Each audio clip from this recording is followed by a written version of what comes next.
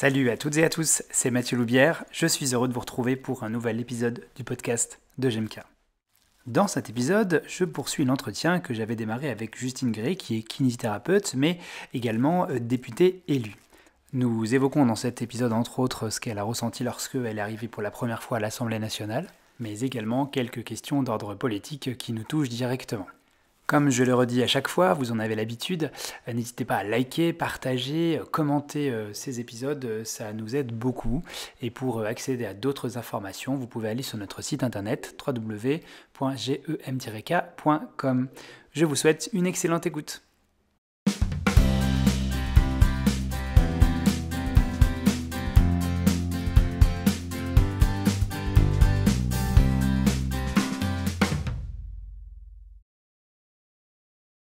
Est-ce que est-ce que tu as remarqué, après on va parler un petit peu j'avais des questions à te poser sur ton arrivée au niveau de l'Assemblée, tout ça, mais est-ce que tu as eu cette impression parfois d'être un peu snobé par certaines personnes, justement, qui avaient un parcours beaucoup plus institutionnel, comme tu le dis, avec, je vois, c'est la petite jeune qui vient de sa campagne, un peu dans ce genre-là ou pas?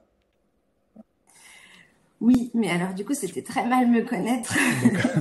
étant donné un petit peu le caractère que je peux avoir. Et en fait, assez vite, donc nous, on a un groupe de 62 au niveau de mon Hmm, groupe parlementaire. Et il y a un petit peu de tout. Je dirais qu'il y hmm, a une quinzaine de nouveaux élus, donc 45 qui étaient déjà élus, avec des profils un petit peu différents, tous issus de territoires ruraux quand même, quasiment. Et puis tous un peu quand même des résistants. Enfin, hmm, c'était pas gagné d'avance, donc on sait pourquoi on est là. Je dois dire aussi que je suis arrivée après mon prédécesseur qui avait été élu 20 ans et qui était connu et reconnu pour son travail. Donc en fait, ceux qui étaient déjà élus ont eu cette bienveillance avec moi parce qu'ils avaient une bienveillance envers Jean-Marie. Après, par contre, ce côté un peu, moi je leur ai dit, déjà j'ai été élue, j'ai été plutôt bien élue aussi, donc il y a des attentes. Certes, j'ai pas. Et en fait, pareil, encore une fois, je me suis pas opposée à eux. Je leur ai dit, on est complémentaires. Vous avez en effet l'expérience, vous connaissez par cœur le fonctionnement, mais du coup, vous êtes un peu biaisé aussi parce que justement, vous le connaissez par cœur. Laissez-moi vous expliquer aussi ce que moi j'ai ressenti pendant ma campagne. Et du coup, mon caractère a fait que assez vite, ils se sont dit, bon bah, alors ça veut pas dire qu'ils m'écoutent à chaque fois, mais au moins ils nous laissent la parole et puis ils entendent. Et encore une fois, on va peut-être être un peu moins politique, mais on est un peu plus pragmatique du bon sens de ce qui se passe sur le terrain, quoi. hmm. Ok. Euh, Ça me fait une petite transition sur.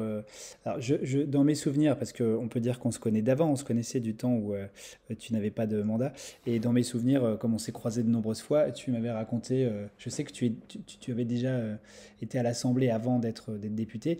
Mais alors, ce jour où tu as été élu et tu arrives à l'Assemblée, comment ça s'est passé pour toi? C'était vraiment différent, quelque chose de fort, j'imagine? Oui, enfin vraiment. Et c'est assez drôle parce que j'ai acheté à mon fils un livre sur l'Assemblée. Et en fait, c'est des enfants qui visitent l'Assemblée. Et au moment où ils arrivent dans l'hémicycle, le président de l'Assemblée explique que la loi, c'est comme un oiseau qui vole du coup du Sénat à l'Assemblée. Et puis ça fait des allers-retours. Donc il profite pour dire que dans l'hémicycle, il y a souvent des noms d'oiseaux qui fusent. Et du coup, il y a un des jeunes qui dit, mais ah, c'est marrant, l'hémicycle, ça fait comme la moitié d'un nid. Et du coup, le président dit ah ben en effet, et à votre avis, qu'est-ce que l'autre moitié? Et du coup, les enfants regardent le mur en se disant. Et le président explique qu'en fait, l'autre moitié, c'est les Français qu'on représente. Et je dois dire que la première fois que je suis arrivée dans l'hémicycle, vu que j'étais déjà vu que j'y étais déjà venue, j'ai pas eu ce côté voilà. Par contre, c'est peut-être 2 ou 3 semaines après que j'ai lu ce livre-là avec mon fils, et le mardi après-midi, je me retrouve dans l'hémicycle, puis je regarde le mur qui est en face, et je me dis en fait, je représente les 90 000 jurassiens qui ont voté pour moi ou pas, mais tout du moins de ma circonscription. Et en fait, j'ai pris le coup de la responsabilité de me dire qu'à chaque fois que je prends la parole, à chaque fois que je vote, c'est pas moi toute seule, mais c'est ces 90 000 personnes que je représente. Hmm. Donc un peu ce côté plus accuser le coup de la responsabilité au moment où j'ai pris conscience vraiment que je représentais les Français. Tu nous as dit qu'il y avait aussi d'autres professionnels de santé qui étaient avec toi dans l'hémicycle. Est-ce que du coup vous vous êtes reconnus? Est-ce que vous travaillez ensemble? Est-ce qu'il y a une espèce de solidarité de corps professionnel qui s'installe entre vous? Eh bien, oui et non. Souvent, on prend le temps de discuter un peu plus avec les députés qui sont dans la même commission que nous. Et nécessairement, affaires sociales, côté professionnel de santé, tu aimes bien quand même ces thématiques-là. Après, on a essayé de créer un groupe de travail un peu transpartisan sur l'accès aux soins. Et du coup, on avait un peu tous les partis politiques qui discutaient. Et c'était extrêmement intéressant parce que pour le coup, tu vois, on n'était pas filmés. Et puis, on pouvait au moins avancer des idées. Et en fait, on se rend compte que même si on n'est pas d'accord, on a fait le même constat dans nos territoires de ce qu'il fallait faire avancer. Et moi, j'étais un petit peu, je dirais pas mal vue, parce qu'au contraire, ils le voient un peu comme une richesse d'avoir une professionnelle de santé paramédicale. Et le nombre de fois où, encore une fois, c'est pas opposé les uns aux autres, on est complémentaires. Enfin, un médecin, il a des connaissances que nous, on n'a pas, il a des responsabilités que nous, on n'a pas. Mais il faut pas oublier que nous, profession paramédicale, on a aussi une expertise, on a aussi des compétences. Et du coup, je vais revenir avec ma casquette d'avant, quand je travaillais encore en cabinet de médecine. Enfin, sur une semaine normale, on essayait avec mes collègues de faire de temps en temps un point un peu pluridisciplinaire. Par exemple, la lombalgie. Et ben, le médecin, il dit ce qu'il fait quand il a quelqu'un qui a une lombalgie qui arrive dans son cabinet. Nous, on leur explique... Enfin, moi, je prenais le temps de leur expliquer, notre bilan, on fait ça, on a les drapeaux rouges, des fois, on a besoin d'examens complémentaires, on a des tests cliniques. Enfin, vraiment, j'ai pris le temps avec pédagogie d'expliquer aussi ça. On a parlé de plein de sujets. Et en fait, je crois aussi que par méconnaissance, on a du mal à se faire confiance. Et en ce moment, je suis sur une grande réflexion. J'ai encore pas de réponse, mais sur justement la place du médecin en tant que prescripteur aux professions paramédicales. Parce que tu sais, on parle beaucoup de déserts médicaux, des gens qui ont du mal à avoir un médecin traitant. Et encore une fois, c'est pas leur enlever leurs compétences. Enfin, tu vois, c'est pas leur enlever le cœur de leur métier. Enfin, vraiment ce qu'ils savent faire, mais c'est faire un peu plus confiance aux autres professionnels de santé. Et l'accès direct est une question pour les kinésithérapeutes. Souvent, ça fait peur parce qu'on a du mal à avoir confiance en nous, de se dire est-ce que je serai capable de faire un diagnostic, de faire un bilan, de ne pas passer à côté de quelque chose. Moi, je suis persuadée que oui. Et puis de plus en plus, parce que notre formation est quand même bien faite et à monter en qualité. Et il faudrait arriver en fait à ne pas crisper les médecins, de leur dire on n'a plus besoin de vous pour nous faire la prescription, et rassurer les kinés en disant vous êtes tout à fait capable, un patient en première attention, de faire votre bilan et de savoir combien de séances vous avez besoin, qu'est-ce qu'il faut faire. Et ça m'interroge en fait de ne pas froisser les médecins, parce que si demain on va leur dire on n'a plus besoin de vous sur ces sujets-là, il faut qu'on arrive à leur amener de vraiment valoriser ça, comme vous avez d'autres responsabilités et un autre cœur de métier, laissez-nous aussi nous pleinement, parce que en fait, on arrive aussi à une embolisation de notre système de santé et de l'accès aux soins de kinésithérapie, parce qu'on a beaucoup de soins, vous avez mal au cervical, vous allez aller faire 20 séances. Alors maintenant, on n'a plus l'aspect quantitatif sur les ordonnances, mais on voit bien quand même que les gens... mon médecin, il m'a dit qu'il fallait faire 10 ou 20 séances, alors que peut-être au bout de 3 ou 4, tu auras été assez efficace, et du coup, tu peux redonner un accès aux soins à quelqu'un qui a vraiment besoin. D'arriver à trouver cet équilibre en fait de responsabilisation du patient, de lui dire faites confiance à votre kiné s'il vous dit que là ça va mieux ou qu'on espace, etc. Et puis aussi dire au médecin c'est pas qu'on va prendre votre place, c'est juste que nous aussi on sait ce qu'on peut faire et ce qui peut être bien pour nos patients. Donc bref, je m'interroge un peu en fait sur cet accès aux soins. Mais on parle des kinés, mais j'ai reçu les psychologues, parce qu'il y a un enjeu, là, il y a un sujet, le gouvernement souhaiterait que les psychologues se conventionnent. Donc l'idée, c'est 8 séances à 30 euros remboursées par la sécurité sociale. Et en fait, ils sont un petit peu en interrogation, parce qu'en fait, une séance de psy, une consultation de psy, en général, c'est 1 heure et 50 euros, 55 euros. Et là, on leur demande de baisser en fait leur tarif à 30 euros pour que ça tienne dans le concept. Et ils disent, mais oui, mais nous, en général, c'est 50 ou 55. Et on leur demande du coup de diminuer le temps de la consultation. Sauf qu'en fait, une séance de psy, il faut 1 heure pour prendre le temps d'échanger. Et c'est ce qui m'a un peu mis la puce à l'oreille, de me dire, mince, en fait, on dévalorise pour faire rentrer dans une case. Et en fait, ça coûterait même pas plus cher. Par exemple, vous avez 8 séances à 30 euros, ça fait 240 euros. Si le psy met en place des soins pour que ce soit accessible à tout le monde, remboursé par la sécurité sociale, ça se trouve 2 ou 3 séances de psy, ça suffit, de qualité. Enfin, voilà. Et du coup, on n'est que à 100 ou 150 euros. Donc en fait, c'est même pas forcément, c'est qu'on essaye de formaliser quelque chose qui soit la même pour tous. Et du coup, je m'interrogeais sur les séances de kiné. Alors pour simplifier, souvent je dis que par exemple c'est 15 euros la séance. On fait 10 séances pour les cervicales, ça fait 150 euros. Alors que ça se trouve, si on était valorisé à 30 euros la séance, on n'est pas encore sur 50 euros, mais 30 euros la séance d'une demi-heure. Si vous faites que 5 séances pour les cervicales, ça se trouve, ça suffit, avec une autonomisation du patient, avec une responsabilisation du patient. Et au final, vous ne coûtez pas plus cher, vous faites moins de séances, du coup, vous libérez des séances pour un accès aux soins plus facile à certaines personnes. Et encore une fois, je ne jette pas la pierre aux médecins. Dans leurs études de médecine, ils ont 4 heures, je crois, de kinésithérapie pour expliquer ce qu'on fait en kiné, comment on prescrit, etc. Et c'est à nous aussi de faire de la pédagogie. Mais Mathieu, tu le fais très bien, d'aller expliquer aux autres professions ce qu'on fait, comment on travaille. Et du coup, ça m'interrogeait sur le mode de financement des professions paramédicales. Je suis persuadée que si on revalorise, ça ne coûte pas forcément plus cher, ou tout du moins, ça permet de mieux considérer les soignants. Ça permet de permettre un meilleur accès de soins aux patients, parce qu'en fait, on va forcément désengorger un petit peu, parce qu'on fera moins de séances et des séances de qualité sur une demi-heure. Et puis, il y a ce côté conventionnement. Après, c'est quand même bien de permettre l'accès aux soins à tous. Donc, nous, notre mode de remboursement des séances, donc il faut savoir que c'est à 60% par la Sécu, 40% par la mutuelle. Ça permet quand même d'avoir un accès, sachant que tout le monde, normalement, maintenant, a une mutuelle. Ça permet un accès aux soins qui soit possible pour tous.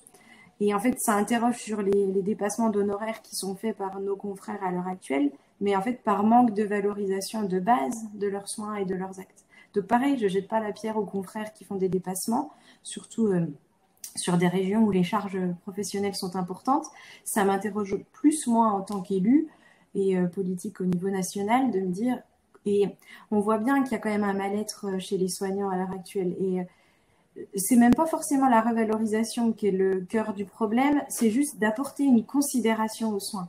Et sincèrement, la psychologue que j'ai reçue à ma permanence, elle me dit, mais ça veut dire quoi en fait que une heure, enfin, comment peuvent-ils se permettre de juger que moi, une heure, c'est pas grave si je passe à 30 ou 40 minutes, et puis que du coup, au lieu d'être payé 50, je vais être payé 30. Et eux ne demandent pas à être conventionnés justement pour garder un petit peu cette liberté d'accès. Et voilà.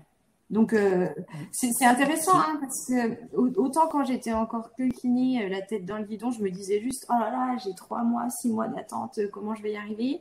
Cette frustration aussi de dire non aux gens, parce que vous avez des patients qui vous appellent, qui disent, mais moi, j'ai vraiment très mal.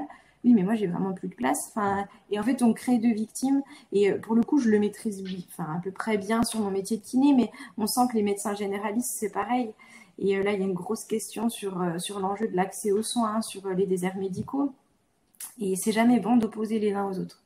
Et de faire croire que les médecins ne veulent pas travailler, le patient a l'impression que c'est le médecin qui est méchant. Puis le médecin qui a fait 10 ans d'études et qui sort, il n'a pas forcément. Il se dit aussi, mince, moi ça fait 10 ans que je suis aussi au service du système hospitalier et du système de santé. Et c'est jamais bon d'opposer les uns aux autres. Tu prêches un Pardon, converti non, non, mais c'est très intéressant et de voir qu'effectivement, il y a une sorte d'universalité dans les plaintes des professionnels de santé. Et c'est vrai que tu prêches un converti. En tout cas, moi, je milite beaucoup pour l'accès direct. Enfin, beaucoup. Je milite pour l'accès direct. Je ne fais pas partie de ceux qui militent le plus parce que j'ai d'autres casquettes. Et je suis vraiment assez d'accord avec toi sur tout ce que tu as dit, sur le fait qu'on a un problème de valorisation, un problème de reconnaissance du terrain. Il y a aussi une frustration qui peut s'installer entre notre profession à nous et d'autres professions qui touchent au même champ, que ce soit des professions comme, je sais pas moi, la chiropraxie, l'ostéopathie, qui sont aujourd'hui, je pas reconnu encore profession de santé, mais en tout cas à qui on peut dire qu'effectivement il y a beaucoup de choses qui sont intéressantes. Et inversement, de l'autre côté du spectre, les professions d'accompagnement, de soins, de bien-être, etc., comment dirais-je, qui questionnent au niveau des rémunérations. Moi, j'entends beaucoup de frustration de la part de mes collègues sur cette rémunération-là. On a l'impression de pas être reconnu à la hauteur de notre investissement et de notre qualité intrinsèque. Et justement, ça ouvre un peu une brèche de tous ces sujets-là en tant que député. Alors probablement qu'on a des kinés qui nous écoutent et qui vont peut-être te contacter après. Mais en tout cas, est-ce que tu es en relation avec les syndicats professionnels, je pense la profession de kiné notamment. Est-ce que du coup ils t'ont déjà sollicité pour mener des combats ou pour les aider? Il y a une espèce de petit lobbying qu'on peut faire aussi auprès des députés. Oui, alors les syndicats de kiné, mais de toute profession, dans tout domaine, enfin c'est comme je te disais. Après, en étant à la commission affaires sociales, c'est sûr que c'est des sujets qu'on traite un petit peu plus. Ce qu'il faut savoir aussi, c'est que quand on travaille un texte de loi, on a la possibilité de faire des auditions. Donc c'est-à-dire qu'on choisit aussi, nous, d'interpeller, je sais pas, l'ordre des médecins, on a eu le syndicat des internes, on peut avoir le syndicat des kinés. Donc en fait, la démarche se fait dans les deux sens. À la fois nous, si on a besoin d'une expertise, puis en fait d'avoir l'avis des uns et des autres, c'est intéressant de les solliciter. Et puis, eux nous sollicitent bien largement aussi quand il y a des choses à faire remonter. Et je dois dire que sur le métier de kiné, c'est des choses, ou même la santé en général, qu'on sent quand même plutôt bien parce que c'est un peu ma fibre sociale. Et moi, je demande toujours aux personnes de terrain, que ce soit les kinés, mais les agriculteurs, les fonctionnaires, enfin peu importe, qui me fassent remonter ce qu'ils sentent du terrain. Et c'est ce qui fait que du coup, on est des élus un peu ancrés dans la vraie vie parce qu'on a ce lien facile aussi avec les uns et les autres pour être interpellés. Et du coup, j'ai envie d'avoir le point de vue du syndicat de kiné, mais j'ai aussi envie d'avoir le point de vue du kiné à l'hôpital, du kiné en libéral, du kiné qui s'occupe d'une équipe de sport, enfin, pour vraiment avoir cette vision un peu plus globale de la profession et puis faire le parallèle avec les autres professions paramédicales sur ce qui fonctionne et ce qui ne fonctionne pas. Donc oui, on est contacté par les syndicats. Ça ne veut pas dire qu'on leur donnera raison à chaque fois, c'est ce que je te dis. Enfin, vraiment, j'aime bien me faire ma propre opinion. Ça ne veut pas dire que je ne leur donnerai pas raison non plus à chaque fois, mais au moins avoir eux leur point de vue. Puis on voit dans le militantisme, des fois c'est un petit peu orienté aussi, les prises de position, alors qu'en fait, si on prend le temps d'expliquer les choses avec pédagogie, on arrive aussi à faire passer les choses plus facilement. Alors, de fait, si des personnes veulent te contacter pour faire part de leurs desiderata ou leurs problématiques, comment ils peuvent faire? Eh bien, l'adresse mail, elle est publique sur le site de l'Assemblée, c'est justine.gruet@assemblée-nationale.fr. Et puis après, nous, au niveau de l'équipe, si c'est des rendez-vous qui doivent se faire par téléphone, par visio, ça peut être à Paris quand je suis sur Paris, parce que des fois, sur des syndicats plus nationaux, ils aiment bien nous recevoir à Paris. Et puis, si c'est sur le terrain, ma permanence, sans problème. Et jusqu'à présent, Pardon? excuse-moi, jusqu'à présent, les syndicats professionnels t'ont déjà contacté depuis que tu es député? Oui, on a fait une visio dans le cadre du PLFSS, donc projet de loi de finances de la sécurité sociale. En gros, c'est le budget de la sécurité sociale. Et j'ai beaucoup travaillé avec mon collègue qui était orateur pour le groupe sur ce texte. Donc, on a fait toute une série d'auditions. Je pense qu'il y avait les kinés, ou tout du moins, je suis sûre qu'on avait les internes parce qu'on avait le sujet justement de l'accès aux soins. Ok. Super. Donc, n'importe qui peut te contacter sur cette adresse. Après, j'imagine que tu dois recevoir un nombre de messages assez impressionnant, donc tu ne dois pas être toute seule à les traiter. Eh bien, je fais le choix de les traiter moi-même et après, je réoriente vers l'ensemble de mes collègues en fonction de qui s'occupe de quoi, parce que ça me permet au moins d'être au courant de tout. Enfin, quand tu as quelqu'un que tu croises dans la rue qui dit « Je vous ai envoyé un mail, Madame Gruet », moi, au moins, le mail, je l'ai lu. Après, je dis ce qu'il faut qu'on fasse pour le traiter et le recevoir, et ça permet de ressentir un peu les choses sur l'état d'esprit des gens, quelles sont les problématiques. Là, on a eu un sujet sur le pelet, c'est le prix des pelets dans les poêles à granulés. Et on a reçu 10-15 mails avant même qu'on en parle dans l'hémicycle. Nous, en fait, sur le terrain, on avait déjà ressenti. C'est ce qui fait qu'on va poser une question au gouvernement sur ces sujets-là. Et en fait, vraiment, j'ai envie de garder ce côté très accessible. Des fois, c'est compliqué parce qu'on a du mal à... J'aime bien qu'on respecte l'institution, comme je l'ai dit au début. Et c'est important de respecter la fonction de député, même si on n'est pas d'accord. Enfin, moi, quand j'entends des termes qui me mettent hors de moi, parce que quand on me connaît, on sait qu'au fond de moi, je suis pas comme ça. Et encore une fois, c'est ce rapport à la politique qui est parfois un petit peu compliqué. Mais voilà, j'ai envie qu'on me respecte pour la fonction, mais tout en restant très accessible, parce que c'est ce que je te disais, ça fait qu'on est des élus de terrain qui savons quand même de quoi nous parlons. Hmm. Alors justement, parce que l'heure tourne et parce que j'ai un respect pour la fonction, je vais conclure, puisqu'on s'était engagé jusqu'à une certaine heure, par une petite question que je pose toujours, et je pense que tu peux réussir à répondre dans le temps par cette question, c'est la question de la baguette magique. Si tu avais quelque chose à modifier dans ton parcours personnel ou professionnel, autant pour moi, dans ton parcours professionnel, éventuellement pour la kiné, pour la casquette de kinésithérapeute que tu es, s'il y a des choses que tu penses qui auraient pu être faites avant pour changer les choses, ça serait quoi? Et Joker, parce qu'en fait, je suis du genre, quand je prends une décision, je réfléchis bien avant, sur les plus, les moins. Et j'ai rarement des regrets, parce que justement, c'est bien réfléchi avant. Après, on a la chance, nous, dans notre métier, de pouvoir faire évoluer en fait notre pratique. Et comme je te le disais, je commençais à plus trop me retrouver dans mon métier. Et le fait de m'être spécialisée en pédiatrie, ça fait que tu vois d'autres patients, tu développes aussi d'autres champs de compétences. Donc non, je ne reviendrai pas en arrière. Et puis si je suis amenée à redevenir kiné dans quelques mois, dans quelques années ou dans quelques dizaines d'années, je prendrai plaisir à faire. Et je crois aussi que c'est à nous de nous remettre en question pour être toujours épanouis dans notre pratique. Et puis on fait des formations pour orienter après vers vers ce qui nous plaît le plus. Mais vraiment, soyons un peu maîtres de notre destin et charge à nous élus d'insuffler la dynamique, mais c'est aussi aux professionnels de santé d'être valorisés et puis de prendre plaisir à faire ce qu'ils font. Par contre, si je pouvais me servir de ta baguette magique, j'aimerais bien avoir la possibilité de télépathie, de pouvoir être à un endroit en faisant comme ça me faciliterait la tâche au Hmm. quotidien. J'imagine bien. Merci beaucoup pour ce temps que tu as pris dans ton Merci Mathieu. agenda, non pas encore de ministre, mais de député. Euh, et écoute, on se dit à très bientôt. Les gens savent où te contacter éventuellement. Et puis je vous remercie, fidèles auditeurs du podcast. Nous revenons très prochainement pour un nouvel épisode. Merci beaucoup, Justine. Merci beaucoup Mathieu, à bientôt. À plus tard, à bientôt. Et voilà, c'est terminé pour aujourd'hui. Merci d'avoir écouté jusqu'au bout. On se retrouve dans quelques semaines pour parler d'un nouveau thème, d'une nouvelle thématique. Et d'ici là, n'hésitez pas à vous informer et vous former sur le site de GMK.